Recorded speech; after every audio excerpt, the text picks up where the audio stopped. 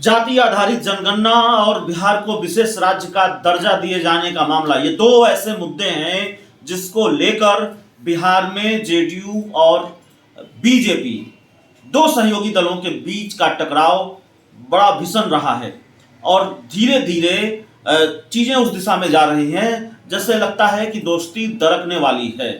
लेकिन एक और मामला है जिसके बाद ये आसार नजर आ रहे हैं, जिसकी वजह से ये आसार नजर आ रहे हैं कि जो तल्खी जेडीयू और बीजेपी के बीच है वो तल्खी और बढ़ सकती है। आप जानते हैं अस्थाई निकाय कोटे से बिहार में 24 सीटों पर, विधान परिषद की 24 सीटों पर चुनाव होने हैं और इन 24 सीटों पर विधान परिषद की जिन 24 सीटों पर चुनाव होने हैं उन 24 सीटों के लिए, 24 सीटों में से आधी सीटों के लिए तकरीबन दावेदारी ठोक दी है जेडीयू ने।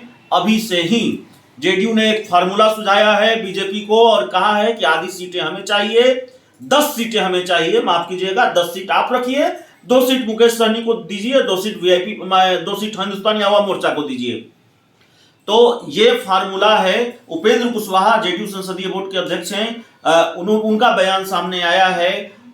दिक्कत यह है कि बीजेपी के पास 13 सीटें थी, इन 24 सीटों में से 13 जो विधान पार्षद एमएलसी हैं वो रिटायर हुए हैं इन 24 सीटों में से। तो सवाल यह है कि अगर 10 सीटें बीजेपी जेडीयू को देती है तो उसको 3 सीटों का नुकसान होगा। दूसरा बड़ा सवाल यह है कि मुकेश सहनी और बीजेपी के बीच जो तल्खी है, बीजेपी और मुकेश सहनी के बीच के जो रिश्ते हैं इन दिनों, क्योंकि बीजेपी के सांसद अजय निषाद यहां तक कह चुके हैं कि अगर आप यूपी का मैदान नहीं छोड़ते हैं, यूपी में चुनाव लड़ेंगे तो, और योगी जिंदाबाद जिंदाबाद नहीं कहेंगे तो आपको बिहार की जो बोचहां की सीट है, जो seat Musafir Paswan VIP party के विधायक के निधन से खाली हुई है, वो सीट भी आपके हाथ से जाएगी। तो एमएलसी की सीट तो छोड़िए, बीजेपी तो सिटिंग सीट जो सीट थी मुकेश सहनी की वो भी देने को तैयार नहीं है मुकेश सहनी को। तो सवाल यह है कि जो फार्मूला उपेंद्र कुशवाहा सुझा रहे हैं क्या बीजेपी उसको मानेगी?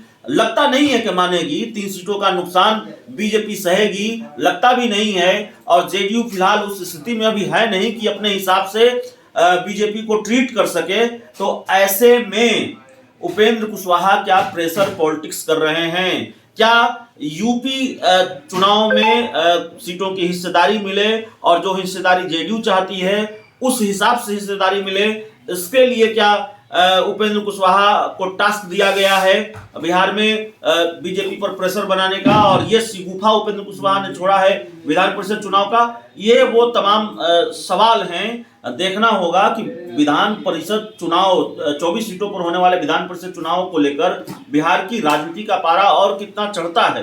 पारा चढ़ेगा, घटनाक्रम दिलचस्प होगा, इसके आसार अभी से नजर आने लगे हैं। और उपेंद्र कुशवाहा जिस तरह से बीजेपी पर आक्रामक हैं, बीजेपी पर हमलावर हैं, सिर्फ विधान परिषद चुनाव का मामला नहीं है, जाति आधारित जनगणना और विशेष राज्य के दर्जे को लेकर जो बयान उनके सामने आते रहे हैं उससे साफ है कि शायद नीतीश कुमार ने टास्क उपेंद्र कुशवाहा को दे दिया है।